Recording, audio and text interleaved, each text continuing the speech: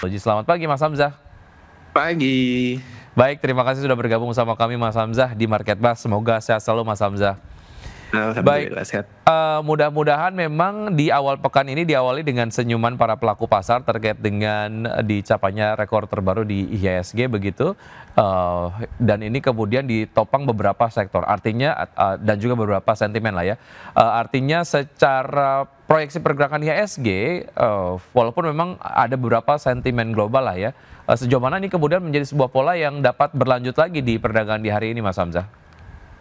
Oke, menurut saya sih memang penguatannya cukup baik ya IHSG pada bulan-bulan ini. Namun menurut saya sih ini agak sedikit divergent ya atau sedikit bertolak belakang. Kenapa? Karena memang menurut saya sih IHSG menguat hanya ditopang oleh beberapa saham ya dalam arti dan juga beberapa saham konglomerasi ya terutama. Dan menurut saya sih ini agak sedikit kurang baik untuk jangka panjang ya karena sentimennya bottom up gitu ya, tidak dari top down, sehingga menurut saya sih tetap perlu waspada ya, apalagi Hmm. memang banyak sentimen negatif yang bisa membuat saham-saham konglo juga agak sedikit tertekan seperti itu. Baik, artinya belum ada sebuah sentimen fundamental yang akan menopang IHSG ataupun mengawetkan penguatan dari IHSG, tapi kemudian ini malah dilihat sebagai euforia pasar yang kemudian rawan koreksi begitu ya? Benar sekali. Oke, baik. Satu hal yang juga menarik adalah berkaitan dengan saham yang menguat bahkan mencatatkan auto reject atas kemarin Garuda Indonesia terkait dengan suntikan dana dari pemerintah. Bagaimana Anda melihat saham Garuda Indonesia sendiri, Mas? Ini kalau dilihat beberapa waktu yang lalu saham Garuda Indonesia kayaknya nggak terlalu direkomendasikan begitu, tapi ada penguatan. Bagaimana Anda melihat saham Garuda sendiri, Mas Hamzah? Oke, sebenarnya sih kalau dilihat dari Garuda ini ya memang belakangan tidak terlalu menarik karena memang tidak ada sentimen yang bagus dan segala macam, dan terutama memang secara fundamental juga masih kurang baik. Namun memang karena ada sentimen suntikan dana dari Danantara yang membuat saham ini ya cukup menarik untuk ditradingkan ya menurut saya, Oke. tidak panjang karena memang kita belum tahu nih seberapa besar dampak suntikan dana tersebut terhadap fundamental perusahaan tersebut. Namun dengan adanya sentimen ini sih menurut saya sih untuk ditradingkan sih cukup menarik ya. Hmm. Terutama dia baru saja break di area level 105, resisten 105. Jadi ini menurut saya sih cukup menarik, namun perlu hati-hati karena dia masih belum direguler ya perdagangannya. Seperti Oke, itu. artinya memang kondisinya cukup sama dengan analisis Anda terkait dengan IHSG, belum ada sebuah kondisi fundamental yang mengawetkan quote unquote tren penguatan dari Garuda Indonesia sendiri, tapi masih bisa dilakukan trading begitu ya, ataupun secara teknikal bisa dimanfaatkan. Baik, Ya. penguatan IHSG tentu saja tidak lepas dari kondisi global yang memang memberikan dukungan lah ya, ataupun mungkin IHSG mendapatkan berkah dari government shutdown Amerika Serikat, sehingga kemudian emerging market dinilai kemudian menjadi lebih menarik lah dari point of view investor global begitu. Tapi kalau kita sisir satu persatu, sebetulnya sejauh mana sentimen terkait dengan perang dagang jilid terbaru begitu ya, ataupun mungkin chapter terbaru dari Amerika Serikat dan juga China yang tetap kemudian akan diberlakukan walaupun government shutdown masih berlangsung. Bagaimana pelaku pasar memiliki concern terkait dengan hal ini, Mas Hamzah? Oke, sebenarnya ya kita dapat sedikit dampak positif ya dari shutdown-nya Amerika Serikat. Namun yang perlu sangat diperhatikan ya news Jumat lalu, yaitu adalah tarif Cina, tarif US ke Cina ya, itu akan diberlakukan 100%, walaupun memang masih belum rilis pastinya ya karena memang mereka masih akan bertemu ya 3 minggu lagi. Namun memang menurut saya sih ini bakal bikin investor bakal risk off lagi ya, dalam Hmm. artian memang mungkin dolar akan kembali menguat gitu ya. Banyak uang bakal kembali ke AS dan ini akan berpotensi besar terhadap emerging market terutama gitu loh. Jadi menurut saya sih memang masih perlu waspada ya, apalagi memang ini sangat game changer lah ya untuk semua risk asset seperti itu. Oke, artinya memang kondisi global yang mengkhawatirkan terkait dengan perlambatan ekonomi Amerika Serikat dan juga ketidakpastian fiskal di sana, ini membuat emerging market lebih menarik dan safe haven menarik juga atau tidak, ataupun saham-saham berbasis emas mungkin dinilai menarik juga, Mas Hamzah? Oke, tentunya ya, karena memang belakangan emas juga sudah break level 4.000 ya, dan target saya sih mungkin bisa sampai 4.500 bahkan hingga 5.000 ya. Karena memang kalau dilihat sih global itu sangat beresiko ya, dan kita tidak bisa bicara dengan AS doang ya. Banyak negara-negara di Eropa, di Asia dan segala macam memang sedang gonjang-ganjing lah istilahnya ya, sehingga memang wajar wajar saja emas sangat diminati ya. Hmm. Jadi menurut saya sih dengan adanya emas diminati dan dolar kita juga tidak terlalu diintervensi oleh apa namanya Bank BI dan Menteri Keuangan. Menurut saya sih ini masih ada potensi ya untuk saham-saham emas ya. Ada saham-saham produsen emas yang dinilai favorable di point of view Anda, Mas Hamzah? Untuk hari ini saya melihat Antam cukup menarik. Apa yang membuat Antam menarik? Dari harganya kah, valuasinya murah, kemudian potensial upside-nya menarik, atau seperti apa? Oke, dari sisi teknikal saya melihat support di level 3.100-nya cukup kuat ya, sehingga menurut saya sih dengan dia kemarin ditutup dengan candle yang baik, menurut saya sih Antam masih ada potensi menguat hingga 3.660-an. Oke. Secara potensi masih ada penguatan yang bisa dimanfaatkan, artinya ini untuk menengah ke panjang atau jangka pendek juga menarik untuk Antam, Mas Hamzah? Pendek hingga menengah sih masih cukup menarik ya Antam. Baik, oke. Kita ke sektor bahan baku dan teknologi yang menjadi penopang utama IHSG di perdagangan di pekan lalu, Mas Hamzah, sementara sektor finansial yang justru tertekan. Terkait dengan sektor-sektor ini seperti apa? Apa analisis dari Anda? Oke, kalau dilihat dari sektor bahan baku sih tadi ya udah sempat saya mention ya, dengan kondisi dolar kita juga tidak terlalu diintervensi ya. Jadi ini sih, dan komoditasnya juga cukup menarik. Jadi ini punya kesempatan untuk ekspor yang lebih menguntungkan ya. Sehingga memang dari sisi sektor bahan baku sendiri sih menurut saya sih masih cukup menarik ya. Selanjutnya untuk sektor teknologi ya, kita tahu ada beberapa saham yang sedang digandrungi sama investor ya. Beberapa saham seperti WiFi dan teman-temannya yang menurut saya sih ini yang membuat game changer baru ya. Kita melihat apa namanya sektor telco lama seperti Telkom mungkin upside-nya kurang bisa dirasa menarik ya, dengan adanya saham-saham pendatang baru ini sih cukup membuat market happy lah ya. Oke. Dan untuk sisi sektor perbankan, saya sih jujur masih pesimis ya. Kenapa? Karena ini salah satu yang membuat saya agak pesimis terhadap IHSG. Kalau dibilang dari data ekonomi Indonesia sih cukup baik, namun tidak terreflek ke fundamental perusahaan perbankan, dan ini menurut saya apa namanya divergen yang perlu teman-teman perhatiin ya. Walaupun memang Pak Purbaya menggelontorkan dana sekitar 200 triliun, namun menurut saya sih daya penyerapannya dan memang kalau dilihat sektor realnya itu memang masih bergerak slow gitu loh. Baik. Sehingga saya sih walaupun duitnya banyak ya, mereka juga akan kesulitan untuk membayarnya juga gitu loh, karena ekonominya juga belum terlalu pulih gimana gitu loh. Jadi menurut saya sih sektor perbankan ini agak sedikit masuk angin lah ya bisa dibilang ya. Jadi mungkin butuh gebrakan yang lebih baik ya untuk bisa mendorong sektor ini juga bisa menguat sih gitu. Baik, saham-saham Prayogo Pangestu, ada Brand, CDIA, dan juga Cuan kembali menopang IHSG. Bagaimana analisis Anda terkait dengan saham-saham tersebut? Kita akan lanjutkan usai jeda berikut ini, Mas Hamzah. Dan pemirsa tetap bersama kami akan segera kembali. Terima kasih Anda masih bergabung sama kami. Pemirsa, sebelum saya lanjutkan perbincangan bersama Mas Hamzah dan juga sebelum kita simak pembukaan dari IHSG di perdagangan di sesi 1 hari ini, kita akan simak terlebih dahulu pembukaan dari bursa-bursa utama Asia di pagi hari ini. Pemirsa dapat Anda saksikan di layar televisi.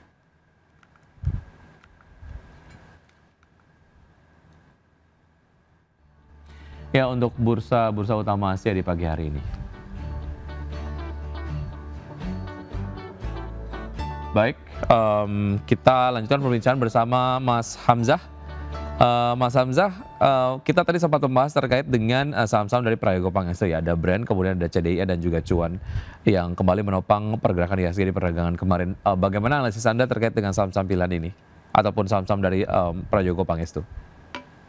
Oke, menurut saya sih saham Prayogo ini masih ada potensi ya menguat ya, karena memang saham ini secara sekilas saya lihat sih memang dari sisi value perdagangannya juga masih cukup menarik ya. Namun sebenarnya agak sedikit waspada juga karena memang dengan adanya sentimen Trump, menurut saya sih ini juga bisa membuat saham-saham ini juga sedikit tertekan gitu loh. Dimana secara volatilitas juga cukup tinggi, jadi sangat beresiko untuk jangka pendek. Jadi menurut saya sih untuk jangka panjang masih ada potensi, tapi untuk jangka pendek waspada taking profit ya, seperti itu. Oke, untuk semuanya atau hanya beberapa saja analisis dari Anda tersebut?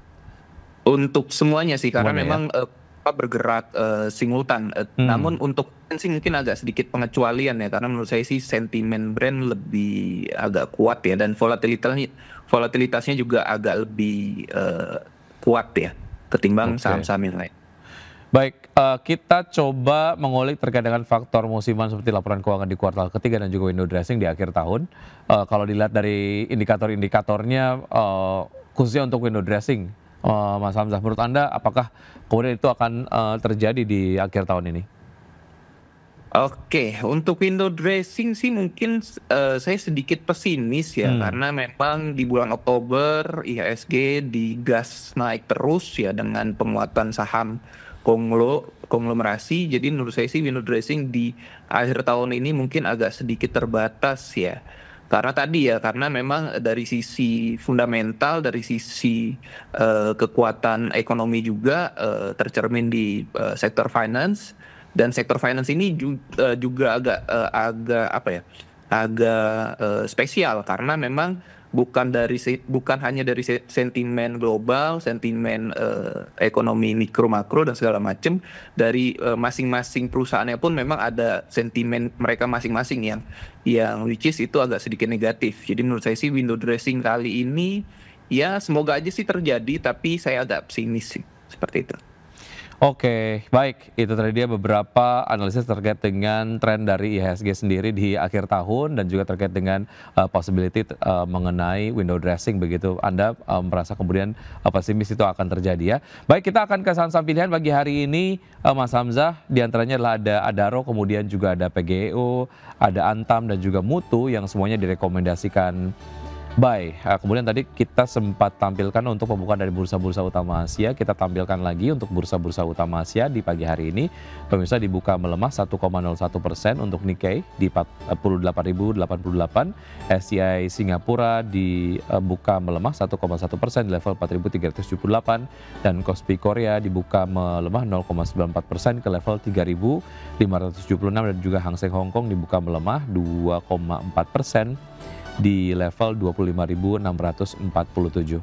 Baik, kita ke saham-saham pilihan pagi hari ini dari Mas Hamzah, ADRO. Apa yang menarik dari ADRO, Mas Hamzah? Oke, Adaro ini memang cukup menarik ya, karena memang dia sudah berubah sektor ya, dari sektor mining ke apa EBT ya, yang menurut saya sih ini juga belakangan ini sudah mulai digaungkan, dan saya sih lebih cenderung ke saham-saham EBT untuk akhir tahun ini, dan menurut saya sih Adaro cukup menarik. Dari sisi teknikal juga kemarin beberapa hari lalu juga cukup menarik ya, ada penguatan yang masif dan juga penurunan yang masih terbatas ya, sehingga menurut saya sih hari ini selama masih di atas level 1690 ini masih cukup menarik untuk diperhatikan. Baik, untuk ADRO ya, targetnya sampai dengan akhir tahun. Nah, tadi proyeksikan ada di level berapa? Mohon maaf, Mas Hamzah. Untuk gapnya paling tidak dia ke level 2030-an. Oke, baik. Dari ADRO kita ke PGEO, seperti apa, Mas Hamzah? PGEO sama seperti Adaro tadi ya, berkaitan dengan EBT, untuk secara teknikal juga sudah mulai berada di resisten dan berpotensi break. Menurut saya sih jika PGEO sukses break di area 1595, menarik ke 1850. Oke, menarik untuk menengah ke panjang atau pendek saja untuk PGEO, Mas Meneng Hamzah? pendek ke menengah. Oke, baik. Dari PGO kita ke Antam. Tadi walaupun kita sudah bahas sedikit ya, untuk Antam sendiri mungkin ada beberapa analisis tambahan untuk Antam, Mas Hamzah, silakan. Oke, untuk Antam dengan dengan ketahanan support di 3.100 menurut saya cukup menarik, ditambah komoditasnya juga melanjutkan penguatan. Jadi menurut saya sih Antam masih berpotensi menguat paling tidak ke 3660. Selanjutnya jika 3660 di break mungkin bisa ke 4.000. Baik, untuk Antam tadi sudah sampaikan analisisnya, kita ke Mutu, jarang mendengarkan saham ini direkomendasikan. Apa yang kemudian menarik dari Mutu sendiri, Mas Hamzah? Oke, jujur ini dengan beberapa bulan terakhir saya melihat memang banyak saham-saham yang bisa dibilang istilah saya itu lapis legit ya, atau Hmm. saham-saham yang unpopular mulai menguat. Nah, di sisi lain dengan saya melihat sektor EBT ini juga cukup menarik, saya melihat Mutu ini juga sangat berguna untuk keberlangsungan ekosistem dari EBT ya, terutama dari sisi emisi karbon. Dan Mutu ini adalah saham yang memberikan suratnya lah untuk dia bisa jualan karbon, kurang lebih seperti itu. Hmm. Dan saya lihat juga secara volume perdagangan belakangan ini juga cukup menarik ya, dan secara teknikal sih selama dia bertahan di atas 109 harusnya masih bisa menguat paling tidak ke 139. Oke, artinya secara teknikal masih bisa dimanfaatkan ya untuk Mutu ya? Ya. Baik, oke, itu tadi dia beberapa saham-saham pilihan di pagi hari ini dari Mas Hamzah. Pemirsa, ada Adaro, PGO, Antam, dan juga Mutu. Kita ke satu atau satu dua sektor lah ya, yang biasanya direkomendasikan lah oleh beberapa analis memasuki akhir tahun ataupun festive season, ada retail dan juga consumer goods. Tapi belakangan saya agak-agak kurang mendengar dua sektor ini direkomendasikan, Mas Hamzah. Ada apa sebetulnya, masih berkaitan dengan penurunan dari daya beli masyarakat, atau sebetulnya ya secara teknikal juga ya memang nggak menarik gitu, atau seperti apa? Oke, pertama memang saham-saham ini bisa dibilang saham-saham yang defensif ya kalau dari Hmm. sisi konsumen, dan menurut saya memang dengan volatilitasnya yang cukup minim ya, ditambah memang daya beli masyarakat juga masih rendah, dan ada alternatif saham terutama saham konglo yang cukup menarik, Hmm. Hmm. sehingga memang saham-saham seperti ini sih mungkin sedikit diabaikan untuk ke depannya, sehingga menurut saya sih cukup wajar ya, karena memang mungkin semua mata tertuju ke saham-saham konglomerasi, seperti itu aja sih. Oke, artinya direkomendasikan netral terlebih dahulu, menunggu sentimen yang lebih menarik, atau seperti apa, Mas Hamzah? Saya sih cenderung netral ya untuk Hmm. saham-saham retail dan consumer. Oke, satu sektor yang juga jarang diperbincangkan lah terkait dengan sektor perkebunan, Mas Hamzah. Apa yang kemudian melihat analisis Anda terkait dengan sektor perkebunan? Mengapa ini kayaknya jalannya landai sekali gitu, jarang kemudian dibahas belakangan? Oke, sebenarnya sih kalau sektor perkebunan menurut saya sih memang lagi banyak sentimen, justru lagi nggak ada sentimen ya menurut saya, sehingga memang sektor perkebunan belakangan sih agak kurang menarik. Cuman ke Hmm. depan sih menurut saya masih cukup oke ya, karena tadi ya selama sektor tersebut masih ada porsi untuk ekspor ya, berkaitan dengan dolar kita yang dibiarkan ya, bisa quote on quote dibiarkan. Jadi menurut saya sih masih ada potensi upside lah, walaupun memang tidak terlalu diminati seperti itu. Oke, ini menarik untuk sektor-sektor yang berbasis ekspor, menjadi sektor yang kecipratan berkah dari penguatan dolar Amerika Serikat sendiri begitu ya.